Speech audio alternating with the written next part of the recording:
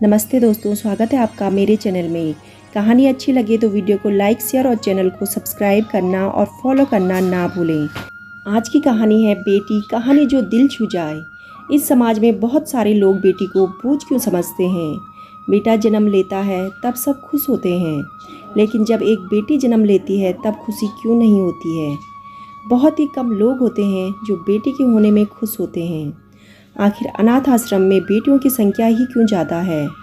ये भी एक बेटी की कहानी है जिसके बचपन में ही उसकी माँ की मृत्यु हो जाती है।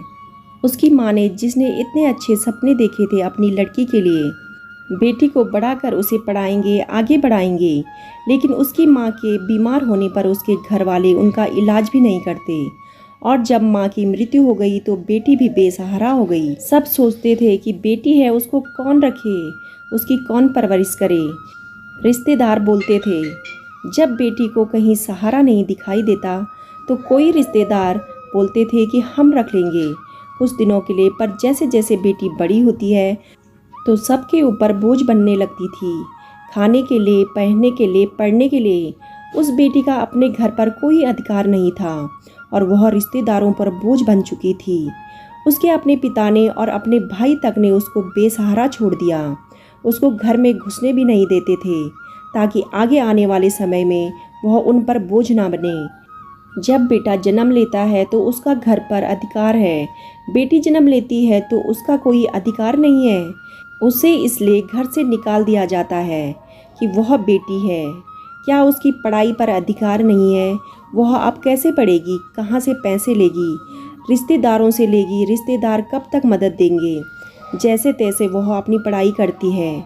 बेटी पढ़ने में अच्छी होती है। उसके पिता और उसके भाई उस पर दबाव डालते थे कि पढ़ाई छोड़ दो, घर के काम काज करो। बेटी बड़ी होती है, बेटी घर में काम करती थी। बेटी जैसे तैसे घर जाया करती थी।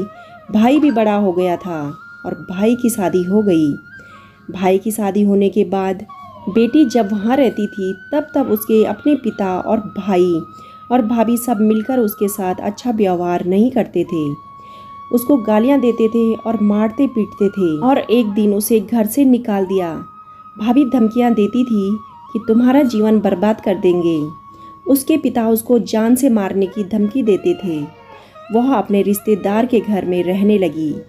वहाँ रिश्तेदार की मदद से अपनी पढ़ाई करती थी। उसके पापा और भाई और उसकी भाभी बोल रहे थे कि तुम्हारा इस घर में कुछ भी नहीं है, तुम्हारा इस घर में कोई अधिकार नहीं। क्या पिता की पैतृक संपत्ति पर बेटे का अधिकार है? बेटी का कोई अधिकार नहीं है। बेटी अब कहाँ जाए, किससे मदद ले? क्या बेटियों के लिए यह समाज नहीं बना है? बेटी बीमार रहने लगी, उसके इलाज के लिए पैसे कहाँ से मदद लेती? वह अपनी पढ़ाई कैसे पूरी करे? उसके पिता के पास पैसे हैं फिर भी वह बेटी की मदद नहीं करते थे क्योंकि वह बेटी है। उसके साथ गलत व्यवहार करते थे। रिश्तेदार भी उसको बोझ समझते थे। अब वह क्या करे? जो लोग गरीब रेखा के ऊपर आते हैं, जिनके पास पैतृक संपत्ति है, प्लाट है, 4 व्हीलर है, क्या उनके पास में बेटी के इलाज के लिए रुपए नहीं हैं? क्या उनके पास बेटी के पढ़ने के लिए पैसे नहीं हैं? क्या उनके पास बेटी के खाने और कपड़ों के लिए रुपए नहीं हैं? क्या उनके पास इतने भी रुपए नहीं हैं कि वह एक बेटी को रख सके? लोग बेटियों को ही बोझ क्यों समझते हैं? क्या बेटी होना पाप है? लोग बेटियों के लिए इतनी छोटी सोच क्यों रखते हैं? यह समाज भी बेटियों के हित में नहीं है। जब हमारे देश का संविधान बेटी और बेटा में भेदभाव नहीं करता है तो हमारा समाज बेटी और बेटे में भेदभाव क्यों करता है? क्या बेटियां इंसान नहीं हैं? ज़रूरी नहीं रोशनी चिरागों से ही हो, बेटियां भी घर में उजाला करती हैं। दोस्तों, अगर आपको कहानी पसंद आई हो तो वीडियो को लाइक, शेयर और चैनल को सब्सक्राइब करना ना भूलें और फेसबुक पे फॉलो करना ना भूलें। कहानी सुनने के लिए आप सभी का तहे दिल से धन्यवाद।